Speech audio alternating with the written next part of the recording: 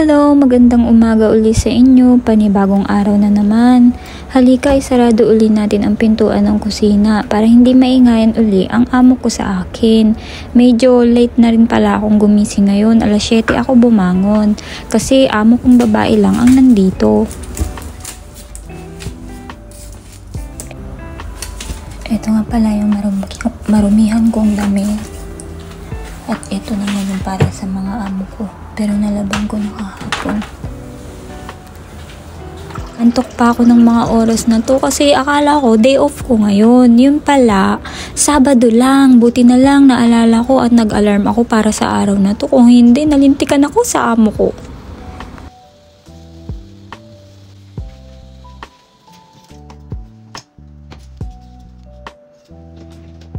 Magkakape muna ako. Nakampante ako kagabi at napuyat ako. Akala ko talaga day off ko. Buti na lang, chinik ko yung kalendaryo at nakita ko na Sabado pa lang bukas. Kasi di ba nga, wala kahapon yung alaga ko. So akala ko Sabado na kahapon. Ay naku, muntika na talaga ako.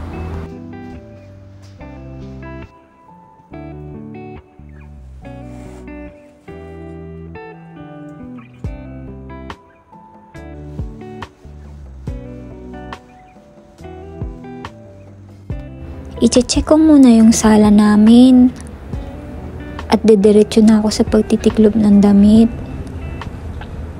Dahan-dahan lang akong kumikilos dito kasi nga mahimbing ang tulog ng amo ko.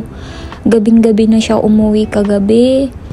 Ewan ko, parang alas 11 na ata yun nung narinig kong nagbukas siya ng pintuan. Akala ko nga hindi siya uuwi. Naaawa din ako minsan sa amo kong babae kasi sobra talagang todo siya sa trabaho. Kaya sabi ko, lahat ng kaya ko na pwede kong itulong sa kanila, itutulong ko talaga kasi syempre nagtatrabaho sila para din mapasweldo ako.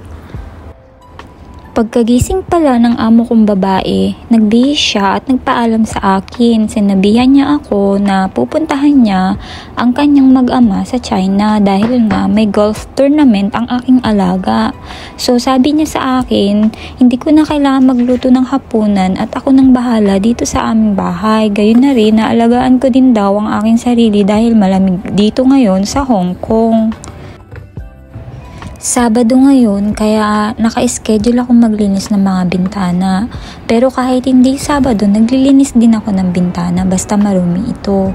Ito nga pala yung palagi kong nakikita kapag nandito ako sa balcony namin.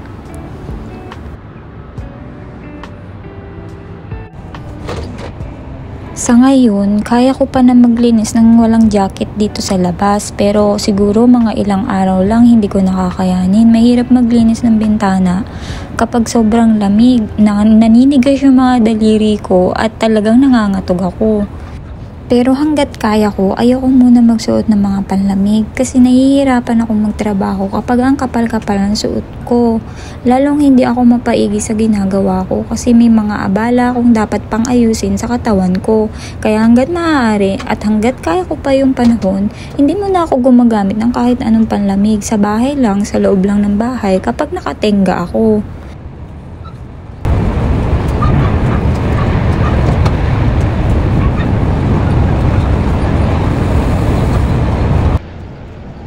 Itong side dito sa balcony na to, hindi naman sinabi sa akin ng amo ko na linisin ko to. Actually, wala silang inuutos sa akin pero ako na lang din ang nagkukusa. Basta alam ko lang sa sarili ko na hindi ako mapapahamak.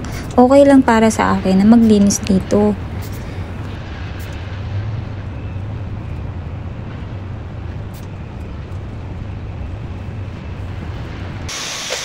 Dito sa abroad, kapag nangamuhan ka sa mga amo, hindi pa pwede yun papahinga ka maya't maya.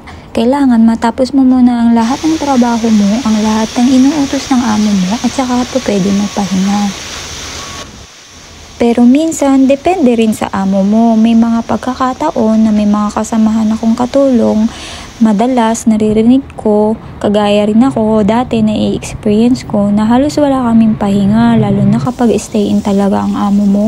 Yung tipong wala talaga silang trabaho, lagi lang silang nasa bahay. Kapag gusto mo mamahinga dahil tapos mo na lahat, hindi ka makapagpahinga dahil sisilip-silipin ka nila o kaya babalik-balik sila kung saan ka nakaupo. Kaya ang mangyayari, magpapanggap ka na may ginagawa. Yung mga bagay na natapos mo na, pinipilit mong ulitin para hindi ka mahiya sa amo mo dahil nga chinecheck ka kung anong ginagawa mo. Dito sa amo ko ngayon, hindi ko nararanasan yung i-check ka nila kung anong mga ginagawa mo.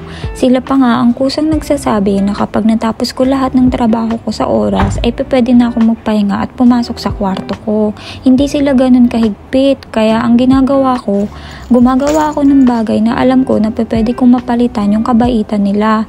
Minsan kahit day off ko, makikiusap sila sa akin kung pwede ako na umuwi ng maaga. Ang ginagawa ko, umuwi ako nang walang pagrereklamo. Kasi nga, sa buong linggo, maluwag naman ang oras ko. May mga araw lang minsan na talagang parang hectic ang schedule ko, especially kapag andito ang amo kong lalaki at wala siyang trabaho sa ibang bansa. Pag nandito kasi siya, 3 beses ako magluluto sa isang araw, umaga, tanghalian at hapunan. Isama mo pa yung mga utos-utos niya at saka yung pupuntahan namin activity ng aking alaga. Pag nandito kasi ang amo kong lalaki, talagang kailangan yung bawat oras parang mahalaga sa kanya, kaya talagang hindi ko rin magawang makapagpahinga kapag andito siya.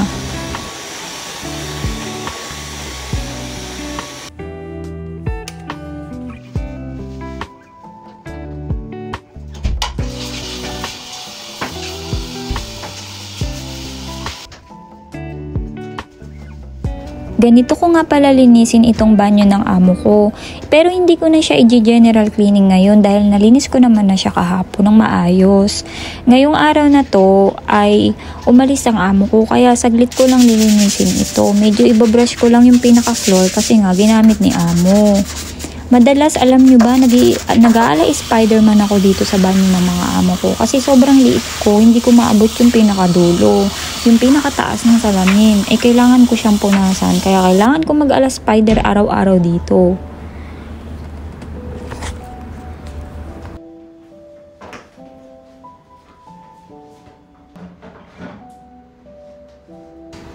Medyo nakakaramdam na rin ako ng pagod kasi nga nagtrabaho ako dire-diretso.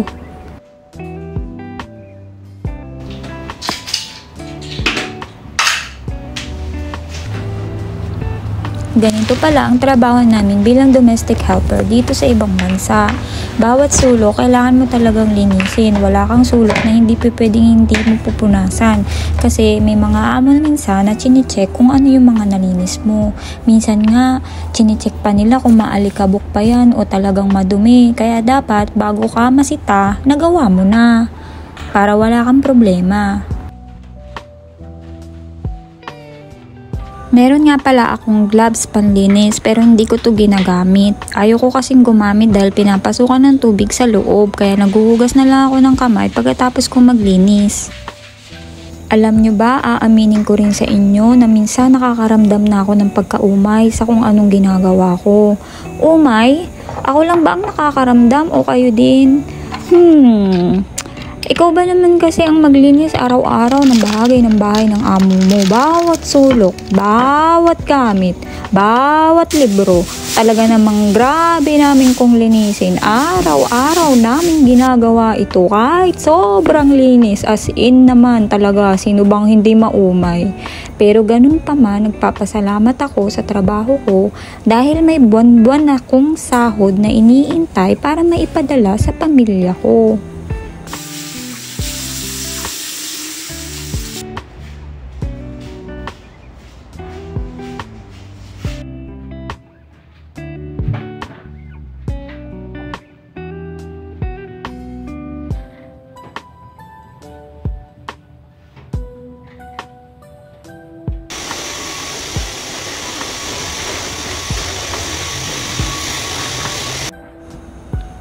Naglaba nga pala ako ng bedsheet ng alaga ko. Kahapon ko nilaban yung bedsheet ng mga amo ko. Ngayon ko nilaban yung sa alaga ko, kaya magsasampay na ako para matuyo na bago ako mag-day off bukas ng umaga.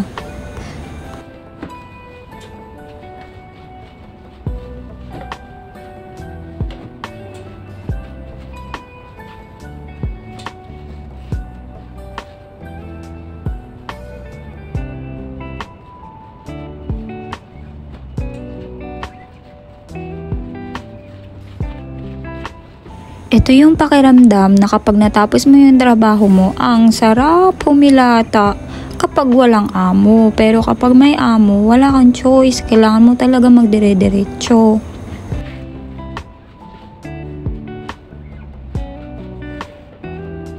Sumasakit na yung likod ko sa sobrang lamig.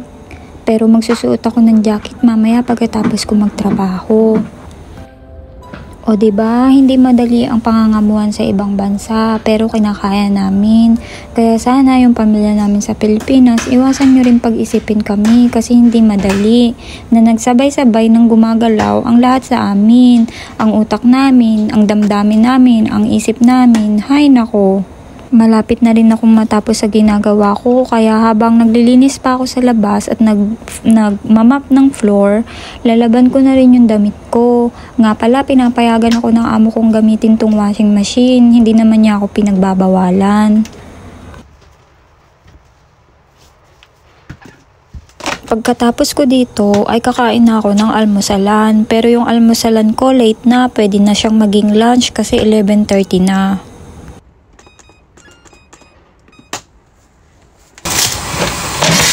Wala kaming microwave sa air fryer ko siya.